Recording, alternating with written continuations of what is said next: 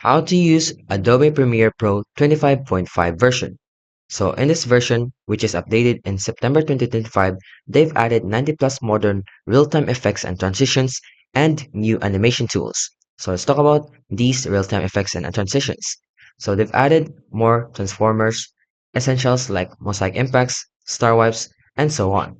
They've even added transformers from film roll impacts and a lot of different types of impacts from transformers. They've also added multiple animations like a pull motion impact, where you can have creating smooth, dynamic pull transitions, then draw one scene toward the next, and they even added more lights and blurs. And they also use a smart tool like the modern motion tweet, and then the motion camera, and then they also the text animator and the shape flow. Now for the modern animators, they've also added some other functions like as well you can have stunning text and graphic animations, all available at no additional cost in Adobe Premiere Pro.